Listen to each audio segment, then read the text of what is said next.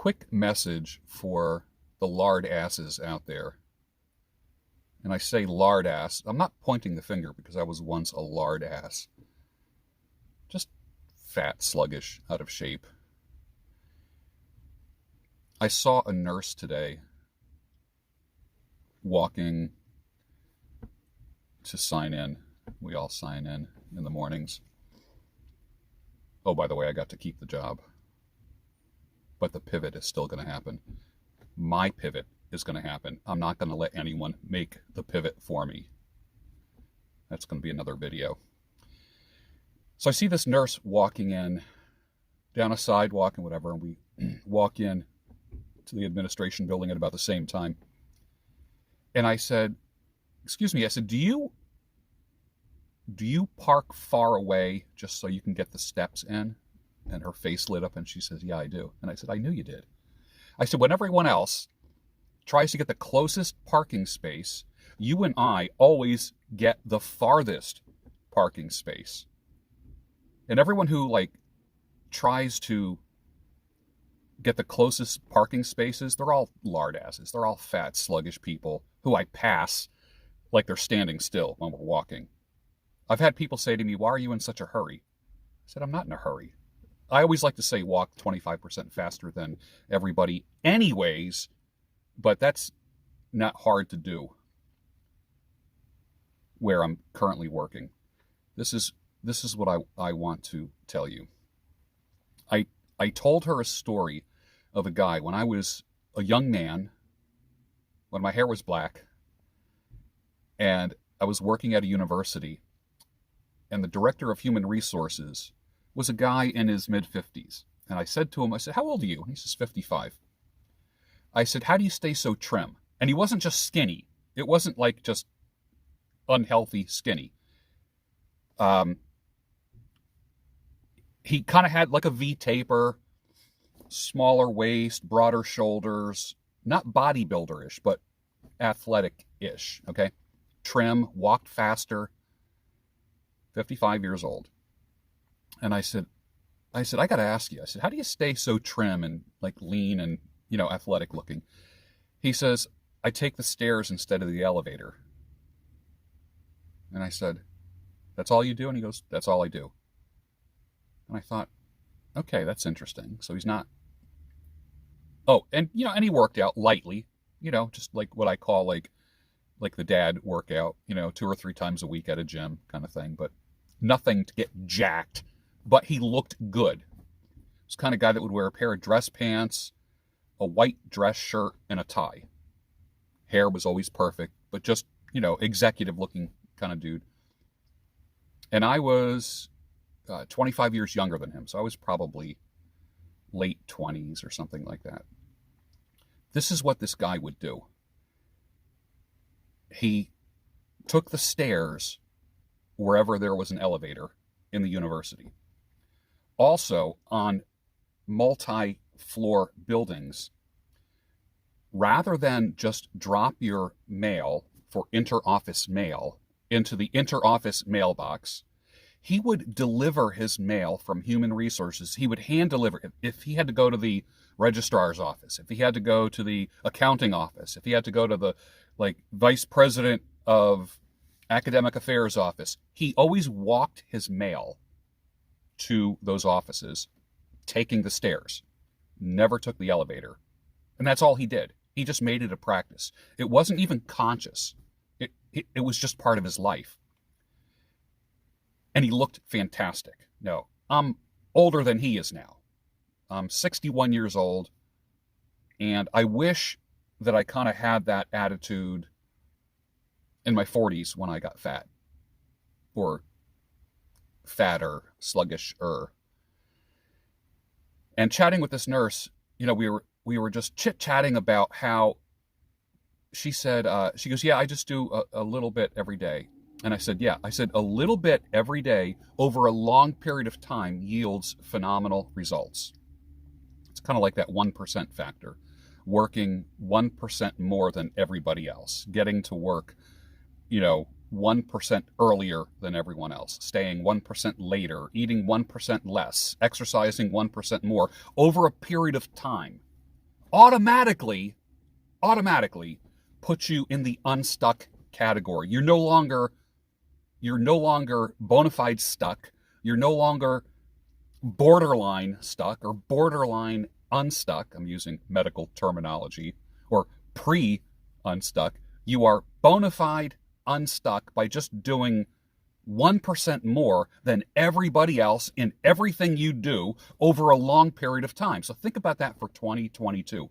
2022 is the year you get unstuck. You don't have to like start a bodybuilding program. You don't have to go vegan. You don't have to, just eat healthy and balanced. Okay, eat a lot of protein. Get your carbs through vegetables, not through processed and white flour foods. Drink a lot of water. Pay attention to your lab work, not just to the mirror. Okay, lab work plus mirror. Okay, your image, your aesthetic as a man is going to yield insane results. Insane results. I had a talk yesterday with somebody, and I said to her, we were chatting about career, and I thought maybe she might have been beyond retirement age, possibly. You like how I said that? It's kind of like a more tasteful way of saying it. And I said, how old are you? And she says, I'm 64. She goes, how old are you? And I said, I'm 61. She goes, you're 61? She goes, man. And she like looked me up and down. She goes, you don't have a 61-year-old physique. And I thought the same thing about her, because I thought she might have been about 54, literally 10 years. But here's the thing. Again, a little bit over a long period of time yields great results, not only that you can see, but that others can see. It doesn't take much to be great.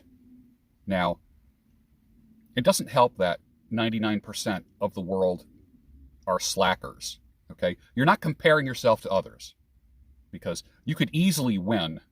You can easily be a winner in society today with the way people's health is, the way they think. You only have to think 1% more positive than everybody else and have zero fear in your life. And 99% of the people in this world right now are living in fear. Fear of the coof, fear of the government, fear of losing their job, fear of this, fear of that. You have no idea how much fear you have in your life. You have no idea. The opposite of fear is action. Action always cures fear. Always. Always, always, always. Thinking about it, pondering it, mulling it over in your head does not cure fear. The only thing that cures fear is action. That is it. That's the only thing that cures fear. How do you do that? Remember, there was a book years ago called Feel the Fear and Do It Anyways. I love that title. Feel the fear and do it anyways. But I don't care if you are working out with 3-pound, in the typical women's fitness class at the typical gym where they use those 2 and 3 pound weights. I don't care if it's a 2 or 3 pound weight. Doing 3 sets of 20 with a 3-pound weight, literally, you are doing more than 99% of the population, but that's not who you want to compare yourself to. You want to compare yourself to you now. 3 sets of 20 of every exercise with a 3-pound weight will tone you up. It'll get to the point where you will start craving, you'll crave the 5-pound weights. That the 3-pound is just too easy, and that happens naturally. You don't have to psych yourself up.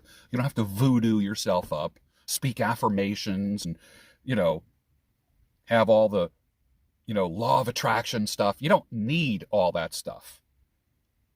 It will take care of itself if you start. We are meant to escalate, not to de-escalate. Every human being, especially men, are meant to escalate everything. Nothing happens if you don't escalate. No, listen to me, dude. Nothing happens if you don't escalate. Step everything up no matter what it is. Sex, love, work, money, fitness, weight loss. Step it up. Escalate everything. Escalate is the answer to everything. Everything. Fear is probably one of the biggest diseases that you have in your life. Action cures fear, even if it's just 1% action. You got this, man.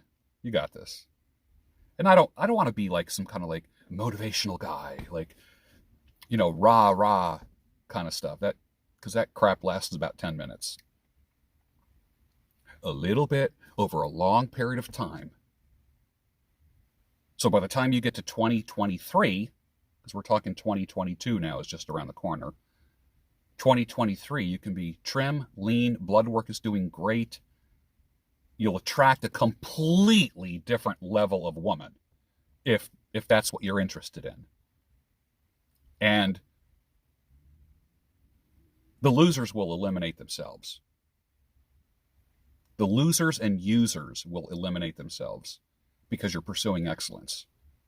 What if you just pursued excellence? Hold on, listen. What if you pursued excellence only 1% more than what you usually do? Don't say 1% more than everyone else. How about this? 1% more than what you usually do. Holy crap. Hi, my name is Erin. I use she, her pronouns, and I'm Why don't you shut up?